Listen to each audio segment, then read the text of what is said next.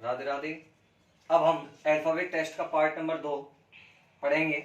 उससे पहले मैं थोड़ा सा आपको रिवाइज करा देता हूँ पिछली क्लास का टॉपिक, जिसमें मैंने आपको बताया कि अल्फाबेट हमारा टोटल वर्ण इसमें 26 होते हैं।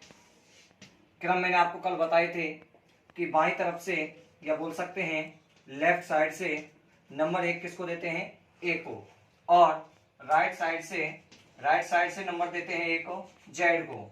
लगातार क्रम में चलते हैं। इसके बारे में मैंने आपको एक सूत्र भी बताया था एजोटी नाम का, ठीक है। उसमें मैंने आपको बताया 5, 10, 15, 20, 25 क्रम बताए।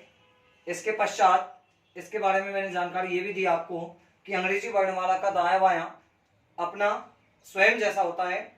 अगर वर्णमाला में यह चिन्हित किया जाए या ये कहा जाए कि वर्णमाला आपकी ओर देख रही है या आपकी ओर मुंह करके बैठी है, तो आप क्या करोगे, आपका जो दायां बायां है जस्ट उसका विपरीत कर दोगे। अर्थात जो हमारा वर्णमाला का राइट था वो लेफ्ट हो जाएगा और जो लेफ्ट था वो राइट हो जाएगा। इनके क्रमों में क्रम का मतलब मैंने आपको कल भी बताया था कि जो आपका अंक गणित दिया गया है, अंक दिए गए हैं, इन क्रमों में कोई परिवर्तन नहीं होता है, ठीक है।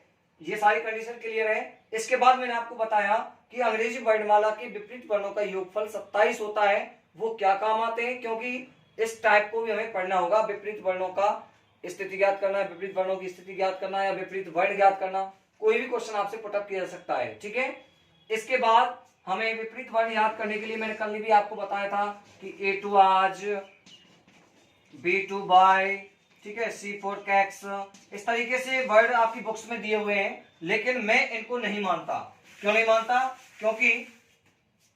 क्योंकि मैं आपको एक सिंपल तरीका, भाई क्लास लेने का फायदा क्या हुआ?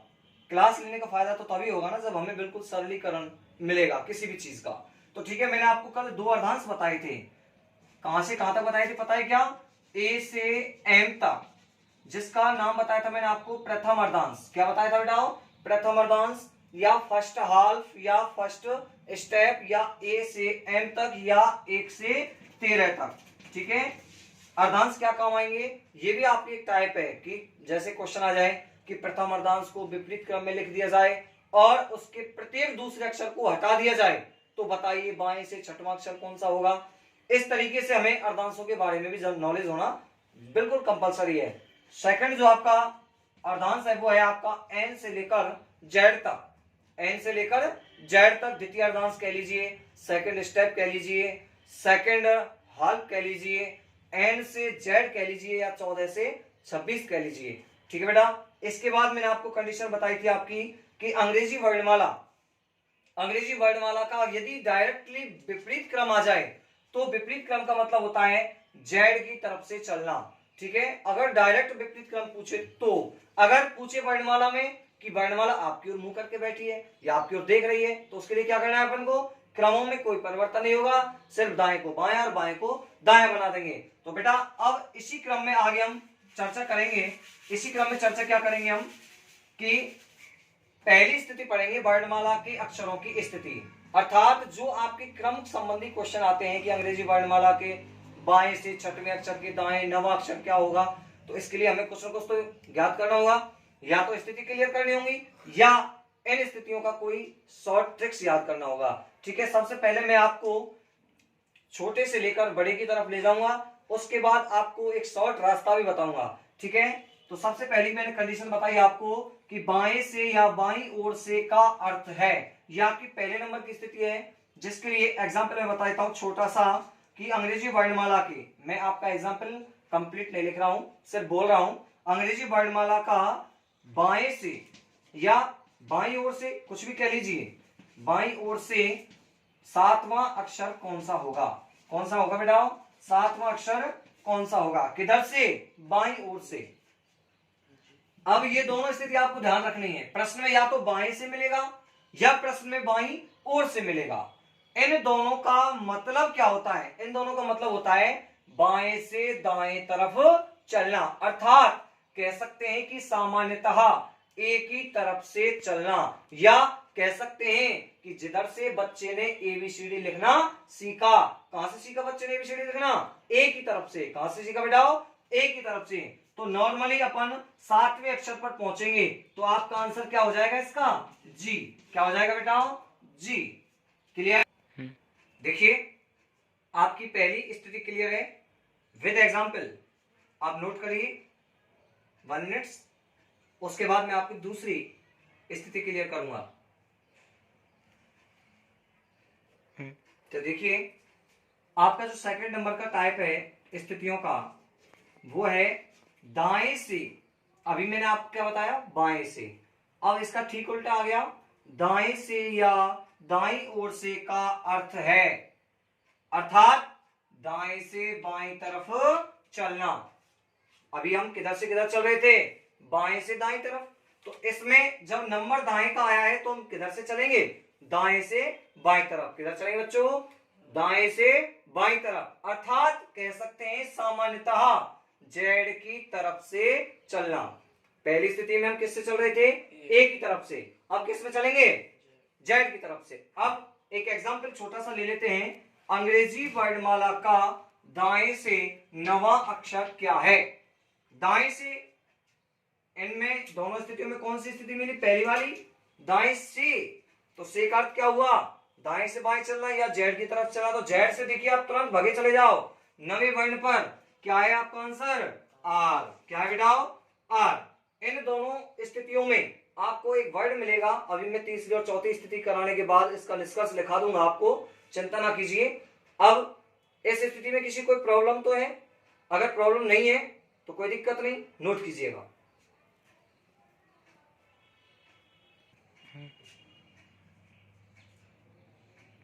हाँ बच्चों, अब हम पहली स्थिति जैसी, देखिए तीसरी जो स्थिति है उसमें और पहली में एक छोटा सा अंतर मिलेगा आपको।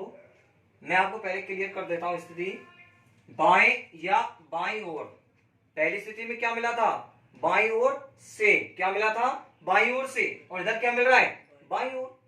यहां क्या मिला था? बाएं से। और यहां क्या मिल रहा है? बाएं बाएं मिल रहा है। तो देखिए पहली और तीसरी स्थिति में केवल किसका अंतर है? से का। लेकिन यह से पूरा अर्थ बदल देता है स्थिति का। अर्थ कैसे बदल दिया? देखिए पहली जो स्थिति थी उसका मतलब था बाएं से या बाईं ओर से का मतलब था बाएं से दाएं चलना, लेकिन इसमें से हट गया। से हट गया तो अर्थ भी चेंज हो गया, दाएं से बाएं चलना। और पहली स्थिति में हमेशा हम कहां से चल रहे थे? ए की तरफ से। कहां से चल रहे थे? ए की तरफ से। लेकिन यह स्थिति प्रत्येक अक्षर की स्थिति होती है, अर्थात इसका मतलब क्या होता है कि हम दिए गए प्रश्न में पूरा डिटेल से समझेंगे। प्रश्न दे रखा है आपका, अंग्रेजी वर्णमाला के बाएं से 11वें अक्षर। देखिए से लग गया, से लग गया तो सीधा सीधा किधर चलना है अपन को? ए की तरफ से। कहां से चलना बेटा? ए की तरफ से। तो ए की तरफ से 11वां अक्षर कौन सा अपना? के। 11वां अक्षर कौन सा हो गया बेटा? के। 11वां अक्षर हो गया के। लेकिन फिर क्या कह रहा प्रश्न? 11वें अक्षर के, अर्थात इस के अब हम किस पर खड़े हैं? के पर। किस पर खड़े हैं बेटा? के पर। के बाएं। अब मैंने क्या बताया? यदि बायां शब्द आ जाता है, से नहीं लग रहा है, तो उसका मतलब है दाएं से बाएं चलना। क्या मतलब है उसका? दाएं से बाएं चलना। अर्थात अब हम के किधर से चलेंगे? दाएं से। अब के का दाएं किधर है आप सबको पता है, मेरा भी दाएं किधर है? इधर ही है। तो इधर से हम कहां चलेंगे? बाईं तरफ। अर्थात इधर से इधर चलेंगे तो के से चलना है अपन को। अब बहुत से भाइयों बोल रहे होंगे, बहुत से विद्यार्थी सोच रहे होंगे साहब के से क्यों चलेंगे? क्योंकि पहली स्थिति क्या दे रखी है? बाएं से। इसलिए हम शुरू में कहां से चले? ए की तरफ से। कौन से अक्षर पर? 11वें अक्षर पर। तो अब हमें 11वें का 6वां अक्षर देखना है बायां, तो हम दाएं से 6 बैक चलेंगे। 1 2 3 4 5 6। आपका आंसर क्या हो जाएगा? ई। आपका आंसर क्या हो जाएगा? ई। इसके लिए मैं पहले कह चुका हूं। अब आपको ऐसा लग रहा होगा कि इन स्थितियों में खिचड़ी पक गई है। आपकी खिचड़ी बिल्कुल नहीं पकने दूंगा। इन चारों स्थितियों को कराने के बाद चारों स्थितियों की शॉर्ट ट्रिक्स आपके सामने प्रकट करूंगा, और शॉर्ट ट्रिक से 1 सेकंड में आप प्रश्न का आंसर देंगे। मेरा वादा है आपसे। आप पहले इसको नोट कीजिए। 1 मिनट। यस। अब नंबर 4 स्थिति देखिए आप। नंबर 4 स्थिति है दाएं या दाईं ओर। अब आप दूसरी स्थिति को याद कीजिए 1 मिनट के लिए। कि मैंने दूसरी स्थिति में क्या बताया था आपको, दाएं से या दाईं ओर से, दाएं, दूसरी स्थिति में क्या बताया मैंने आपको कि दाएं से। अब देखिए दूसरी और चौथी स्थिति का कंप्रोमाइजन अगर हम करते हैं तो कंप्रोमाइजन में केवल एक शब्द का अंतर मिला आपको, किसका, से का, वही से शब्द से इसका भी अर्थ बदल गया, दाएं या दाईं ओर का अर्थ क्या हुआ, बाएं से दाएं चलना। लेकिन इसकी कंडीशन भी तीसरी स्थिति जैसी है, कौन सी, कि यह भी प्रत्येक अक्षर की स्थिति होती है, अर्थात इसको ना हम जेड की तरफ से स्टार्ट करेंगे ना हम ए की तरफ से करेंगे, यानी कि जो प्रथम स्थिति आएगी अक्षर की उसका दाएं बायां देखेंगे। ठीक है, एग्जाम्पल आपके सामने है, अंग्रेजी वर्णमाला के बाएं से 8वें अक्षर के दाएं 7वां अक्षर क्या होगा। देखिए इसके साथ साथ स्थितियों के साथ साथ आपकी एक टाइप कंप्लीट भी हो रही है। ठीक है, ऐसे टाइप की क्वेश्चन भी आएंगे आपको, लेकिन अपन इन स्थितियों से नहीं करेंगे, किससे करेंगे, सूत्र के हिसाब से, क्योंकि अपन को तो जल्दी आंसर चाहिए भाई। कंपटीशन का मतलब क्या होता है, कंपटीशन का मतलब यही होता है कि जल्दी से जल्दी फटाफट अपने क्वेश्चन का आंसर दिमाग में बैठाते आ जाए और एकदम करेक्ट आ जाए, कोई किंतु परंतु नहीं होना चाहिए। तो देखिए अंग्रेजी वर्णमाला के बाएं से 8वां, तुरंत चले जाओ, से का अर्थ क्या होता है, ए की तरफ से चलना, तो ए से 8वां अक्षर कौन हुआ, एच, 8वां वर्ण क्या हुआ बेटा, एच। अब एच के वही क्या आ गया, एच के दाएं 7वां अक्षर, अच्छा दाएं शब्द आ गया, इसका मतलब क्या है कि बाएं से हम किधर बढ़ेंगे, और दाएं की तरफ, बाएं से किधर बढ़ेंगे, दाएं की तरफ, अर्थात हम एच अक्षर पर खड़े हैं, एच के किधर और चलना है, बाएं से दाएं तरफ, लेकिन कितना चलना है, 7, 8 और 7 कितने होते हैं, 15, तो बाएं से 15वां अक्षर कौन सा होगा आपका, ओ, तो 15वां अक्षर क्या होगा, या बोल सकते हैं दाएं से 7वां अक्षर क्या होगा आपका, ओ, ये आपका क्या होगा, आंसर होगा। ठीक है, ये आपका क्या होगा, आंसर। क्लियर, अब आप इसको नोट कीजिए। इसके तुरंत बाद मैं आपको चारों स्थितियों को एक बहुत ही सरल तरीके से शॉर्ट एंड स्वीट सूत्र के माध्यम से क्लियर कराऊंगा, एक एक एग्जांपल आपको साथ के साथ करवाऊंगा अभी। ठीक है, उतारिए। तो देखिए अब हम चारों स्थितियों के बाद चारों स्थितियों के लिए एक शॉर्ट ट्रिक्स लाए आपके सामने। सबसे पहले हम शॉर्ट ट्रिक्स के बारे में जानकारी करें। यदि किसी अक्षर की स्थिति के सापेक्ष, सापेक्ष का मतलब होता है सामने, सापेक्ष का क्या होता है, सामने, किसी अन्य अक्षर की स्थिति पता करनी हो तो हम कौन सी ट्रिक लगाएंगे, नंबर एक ट्रिक का जो सूत्र है अपना L प्लस आर। L का अर्थ क्या होता है, लेफ्ट, और R का अर्थ क्या होता है, राइट, अर्थात बोल सकते हैं बायां प्लस दायां। क्या बोल सकते हैं, बायां प्लस दायां। अगर प्रश्न में देखिए इसकी मैंने आपको डिटेल भी दे रखी है, यदि प्रारंभ में किसी अक्षर की स्थिति बाईं हो तथा उसके सापेक्ष अक्षर की स्थिति दाईं हो तो हम दोनों स्थितियों को आपस में जोड़ देते हैं। क्या कर देते हैं बेटा, जोड़ देते हैं। इस सूत्र में हमें ये नहीं लगाना है कि से आया है कि नहीं आया है, से हट गया कि लग गया, कुछ पता नहीं करना है। सिर्फ हमको ये पता करना है कि प्रश्न में प्रथम स्थिति कौन सी होनी चाहिए, बाईं, और दूसरी कौन होनी चाहिए, दूसरी कौन सी होनी चाहिए, दाईं। दोनों असमान मिले तो क्या कर देंगे, जोड़ देंगे, चाहे से आए और चाहे नहीं आए।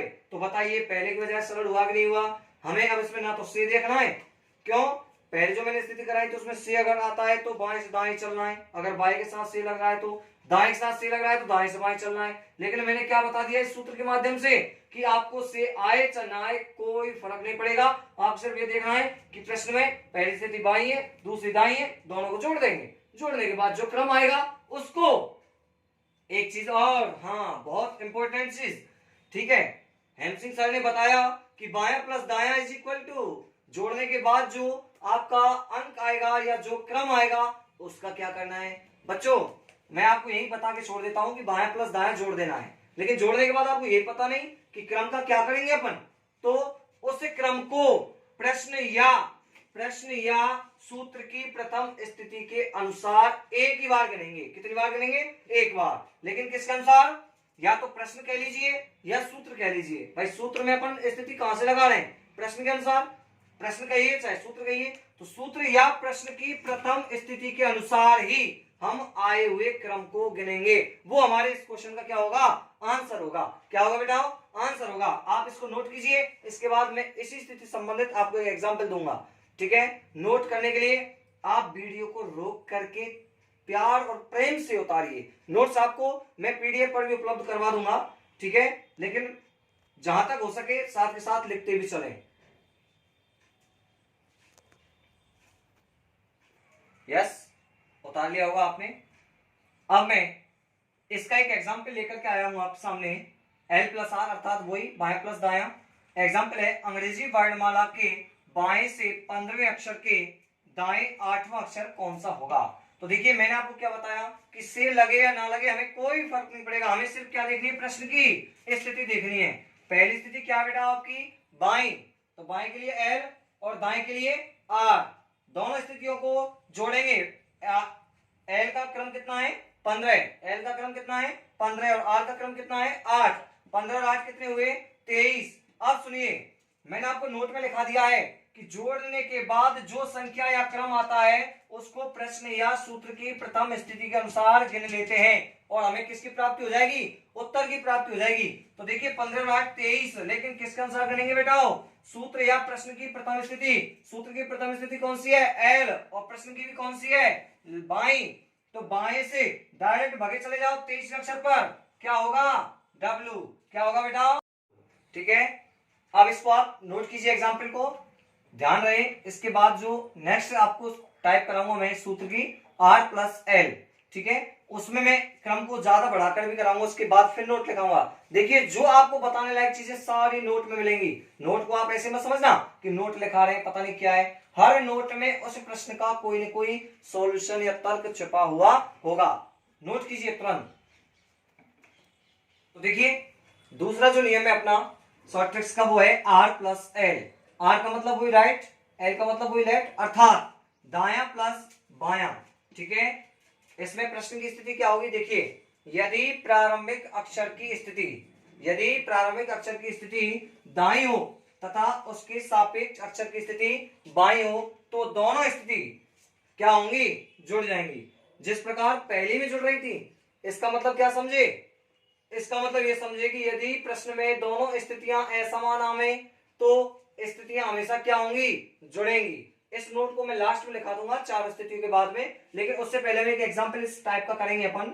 अंग्रेजी वर्णमाला के दाएं से 18वें अक्षर के बाएं 11वां अक्षर क्या होगा।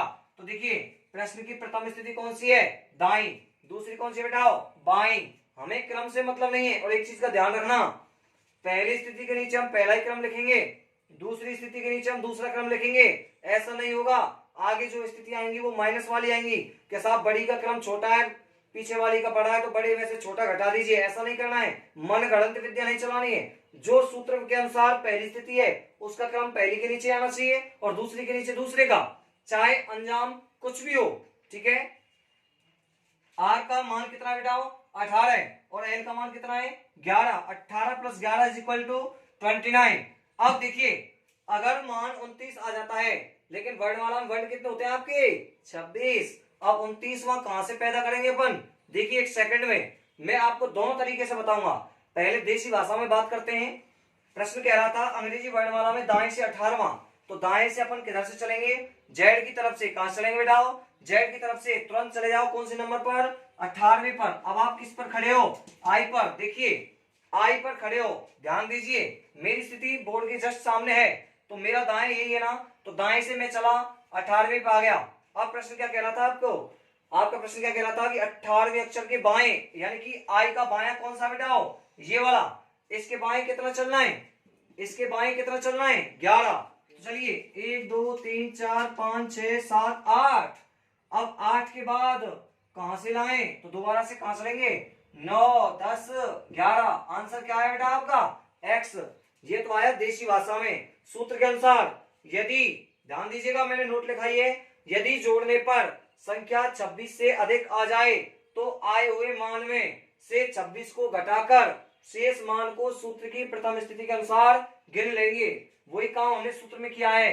29 में से क्या घटा दिया, 26, क्योंकि मान जोड़ने पर किससे अधिक आया, 26 से, तो शेष क्या बचा बेटा, 3, लेकिन इस 3 का क्या करेंगे, वही सूत्र की प्रथम स्थिति के अनुसार गिनेंगे। तो दाएं से तीसरा अक्षर कौन है, x। तो हमें इतनी लंबी रामायण पढ़ने की जरूरत पड़ी क्या, नहीं पड़ी। तो सूत्र एकदम अच्छा लगा होगा सबको, तो तुरंत कर दीजिए subscribe, like, share, press bell icon का बटन प्रेस कीजिएगा माय डियर स्टूडेंट्स, तुरंत उतारिएगा। यस, तीसरी स्थिति देखिए आप, L माइनस L, अर्थात बाई माइनस बाएं। यदि प्रारंभिक अक्षर की स्थिति प्रश्न में बाईं हो तथा उसके सापेक्ष अक्षर की स्थिति भी कैसी हो, बाईं हो, तो एक स्थिति में से दूसरी स्थिति को घटा देंगे। ये तीसरा नियम कहता है अपना। देखिए एग्जाम्पल ले रहे हैं अपन, अंग्रेजी वर्णमाला के बाएं से 13वें अक्षर के बाएं 6वां अक्षर क्या होगा। देखिए प्रश्न में दोनों स्थिति देखिए, पहले बाएं और बाएं। 1 मिनट में आपका पिछला ज्ञान थोड़ा सा रिवाइज करा रहा हूं कि देखिए प्रथम स्थिति में तो से लग रहा है, इसमें से नहीं लग रहा है, लेकिन मैं क्या कह रहा था आपसे कि जब हम सूत्रों के माध्यम से प्रश्न करते हैं तो हमें से का कोई लेना देना नहीं है, ठीक है। तो देखिए L माइनस L, अर्थात प्रथम स्थिति का क्रम कितना है 13 और दूसरी का कितना है 6। तो 13 में से 6 गया, कितना बचा बेटा 7। मैंने क्या लिखा है नोट देखिए, यदि दोनों स्थितियां समान आवे तो प्रथम में से दूसरी को घटा देते हैं और आए हुए मान को सूत्र की प्रथम स्थिति के अनुसार गिन लेते हैं। तो 13 में से हमने 6 घटाया, क्या शेष बचा 7। 7 को किसके अनुसार गिनेंगे, लेफ्ट के अनुसार। लेफ्ट से 7वां अक्षर कौन सा है, जी, जो कि आपका क्या होगा आंसर। तुरंत नोट कीजिए, इसके बाद आपकी लास्ट टाइप कराऊंगा। यस, अब आपकी चौथी जो लास्ट ट्रिक बची है वो है R माइनस R, अर्थात दाई माइनस दाई। यदि प्रारंभिक अक्षर की स्थिति दाई हो तथा उसके सापेक्ष अक्षर की स्थिति भी कैसी हो, दाई हो, तो एक स्थिति में से दूसरी स्थिति को घटा देंगे। क्वेश्चन देखिए आप छोटा सा, अंग्रेजी वर्णमाला के दाएं से 5वें अक्षर के दाएं 12वां अक्षर क्या होगा। जैसा कि मैं आपको पहले से ही बता चुका हूं कि 5 और 12 में से कौन बड़ा है, 12। तो बहुत से हमारे जो विद्यार्थी हैं वो ये सोच लेंगे कि 5 में से 12 तो घटेगा नहीं, तो 12 में से 5 घटा ले, लेकिन मैं पहले ही मना कर चुका हूं कि ऐसा नहीं करना है।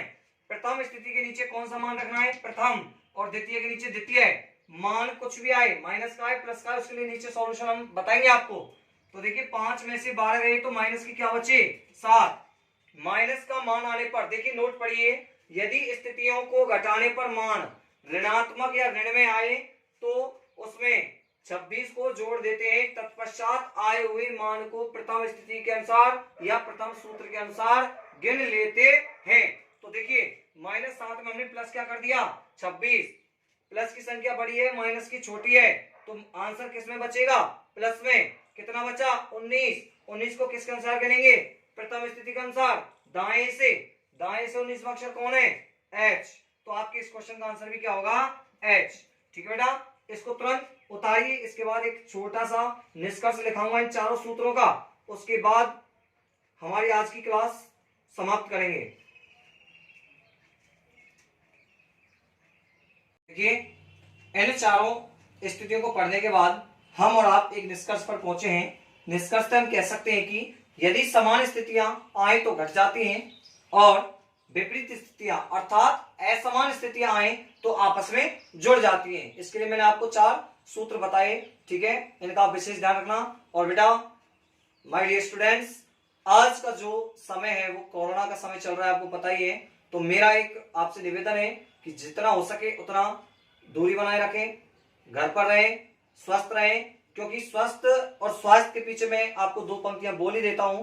क्योंकि स्वास्थ्य पर ध्यान देना मत भूलें, क्योंकि यही वो चीज है जिससे हम अपने लक्ष्य तक पहुंच सकते हैं, ठीक है।